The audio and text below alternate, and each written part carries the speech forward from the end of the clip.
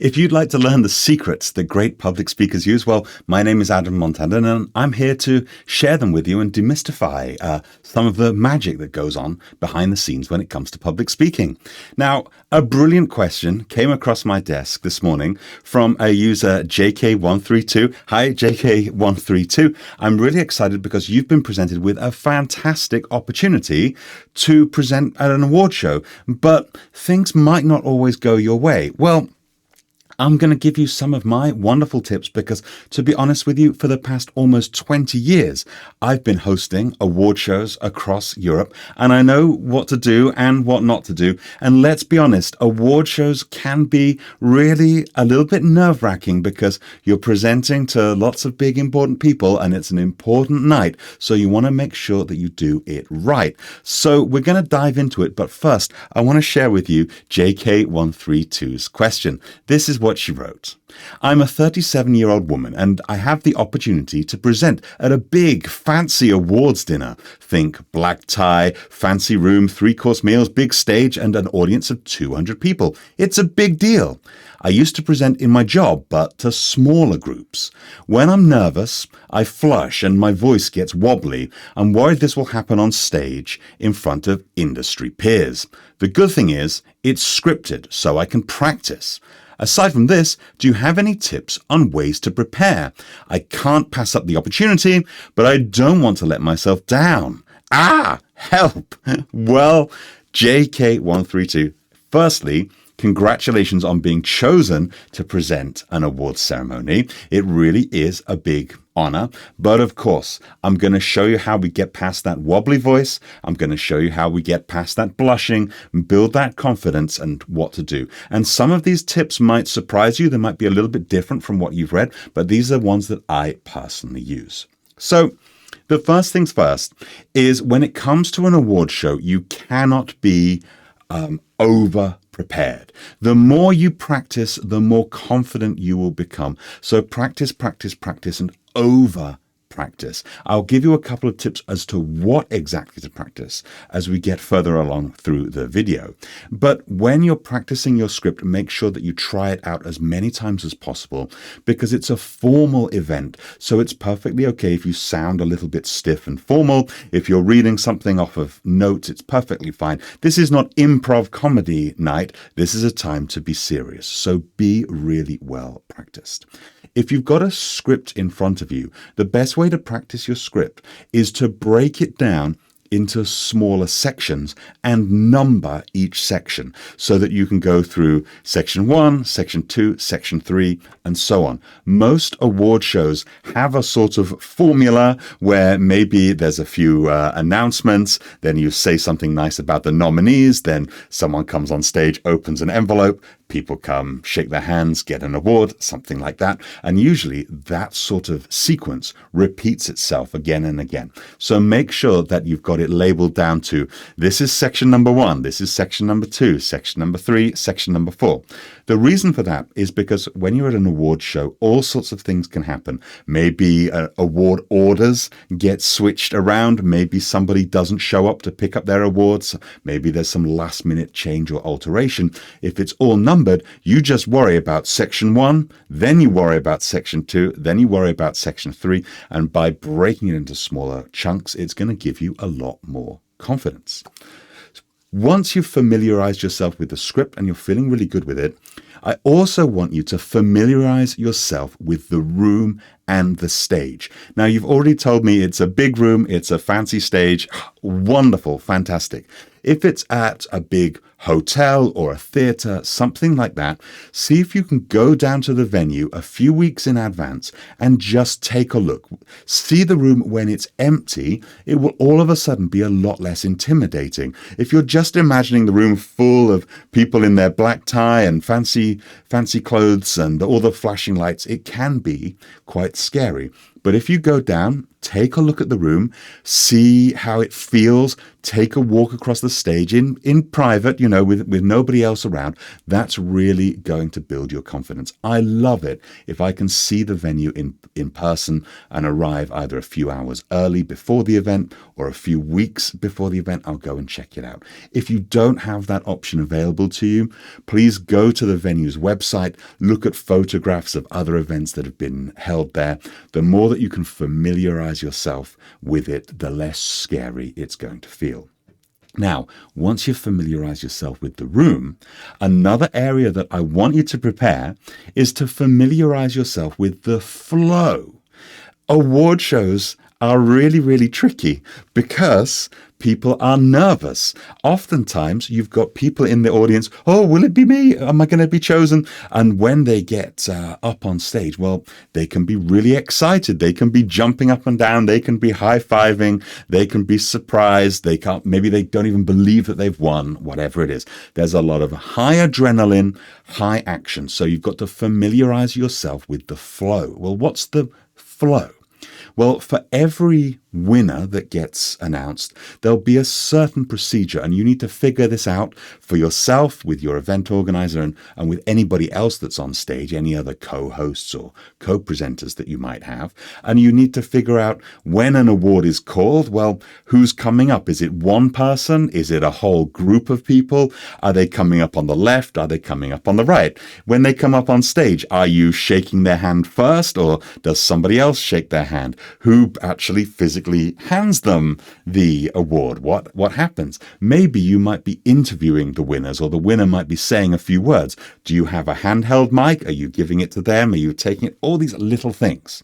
And what you can do is you can start to practice, because sometimes with award shows, you can almost run out of hands. If you've got your notes in one hand and a microphone in another, and then you've got to shake someone's hand and give an award, well, you might need to be a little bit of an octopus. So simply having the flow figured out of where are you going to stand? Where are they going to stand? Does somebody take a photograph? Does somebody say something? Figure it out and rehearse that as well. That's going to make your award show go a lot smoother. Once you've got those things done, once you've got your script, you're familiar with your room, and you're familiar with the flow of the event, it doesn't take very long to do all of this stuff. You can get all of this rehearsing and practicing out of the way very, very quickly, but it's important that you do it until you feel comfortable with it. But now I want to talk about your confidence. With that wobbly voice, with that blushing face, we've got to minimize that. Okay, you can never completely get rid of it, but you've got to minimize it. So the first thing to know is when you're up on stage, you might be used to presenting to small groups of 10 people in a meeting, and you think, oh gosh, now I've got these 200 industry experts. Isn't it more scary? Isn't it more high stakes? Well, normally I would say yes, it is more scary, it is more high stakes. But in the situation of an award show, actually, the pressure isn't on you as the host or the presenter. The pressure is on the nominees. They're the ones who are in the audience nervous to see if their name is going to be called. And trust me, the nominees in the audience are 100 times more nervous than you.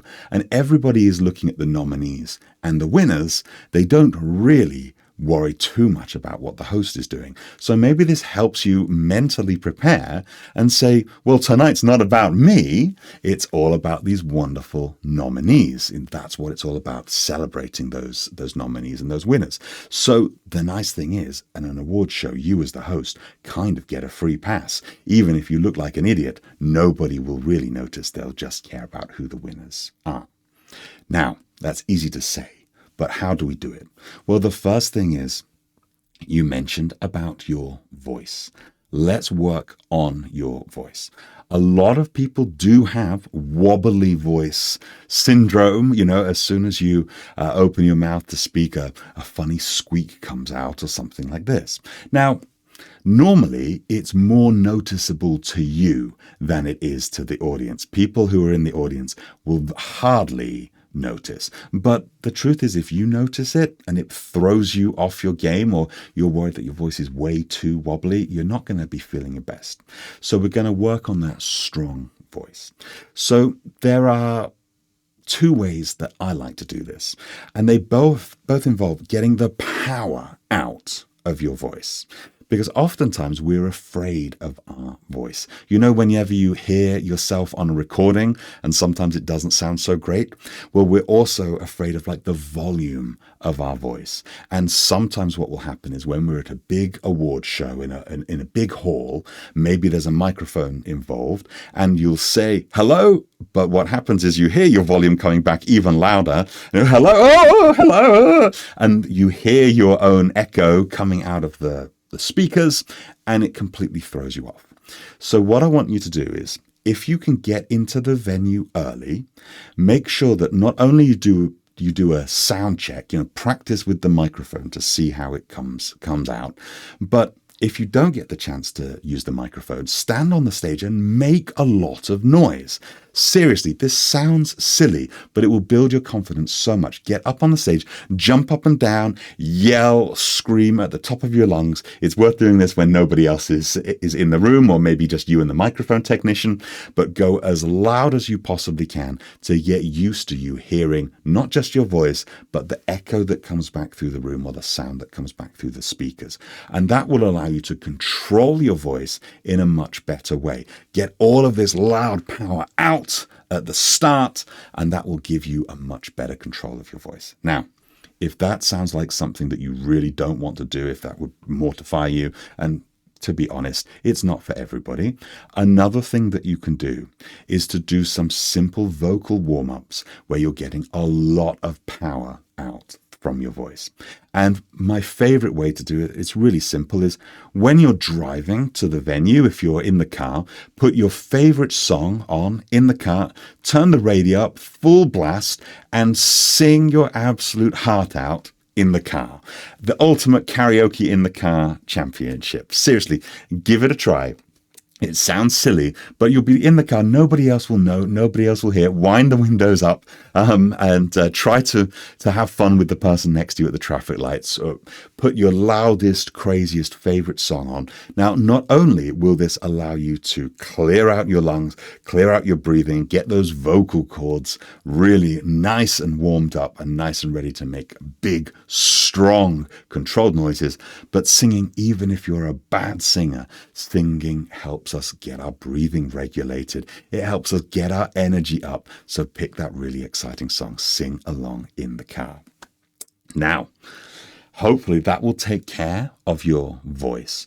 But what about your appearance when it comes to blushing and things like that? Well, the first thing is a lot of people blush, flush, or go red. For me, I've been a public speaker for a very long time, and maybe you can see I actually have rosacea. My nose, my face is bright red 99% of the time. So I know what it feels like to be, oh, am I a bit too red? What's going on? Well, the first thing that you can do is pick a dress that looks fantastic. If you have a dress that's absolutely brilliant, if it's sparkly and beautiful, then people will be looking more at your dress and complimenting your dress more than your face. Just draw the attention away. So if you find a dress that makes you look like $1 million, go out and wear it. And because it's for an industry event, you get to put this on your expense account. This counts as a legitimate business expense. So find something wonderful to wear, firstly, because when you look like $1 million, you're going to feel like $1 million, and it's going to give you confidence in your appearance, even if you blush. And the second thing to do is, if you do find yourself blushing, then ahead of time, go to your local cosmetics expert and look for various creams, moisturizers, and bases that have a sort of a blue or a green tint to them. Depending on your skin tone, a little bit of blue or a little bit of green can really take that redness down, even if it's a base. So experiment with different makeups and different foundations, and find the ones that will work well for your skin tone. I typically use something like this, which is a blue tinted moisturizer that just takes the edge off a little bit.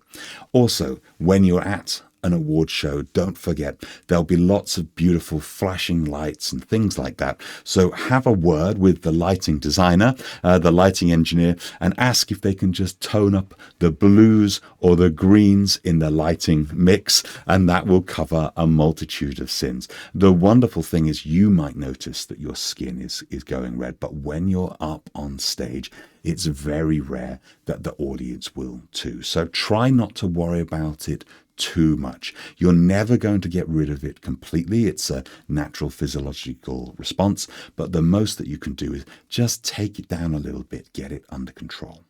So JK, I think if you do these things, then you're going to have a great awards ceremony. And remember, it's not all about you. It's all about those winners and those nominees. So put the focus on them. And I also want to say congratulations for being chosen, because when somebody said, hey, you're pretty good, you should present the awards, it means that they trust you. It means that they like you. It means that they see you as somebody with the confidence to say important things, to do a good job. And that's what's really important about this. It's not what the audience think. It's that you've been chosen to really deliver and honor something very special for your professional community. And that is an absolute treat. So I hope you've enjoyed these tips, and I hope this is useful for you and anybody else who's presenting an award show coming up. I would love to know what you think, so please do leave me a comment or consider subscribing if you want to learn more about public speaking and getting your confidence up the next time that you're on stage. So my name's been Adam Montandon, and I'll see you next time. Good luck on the stage.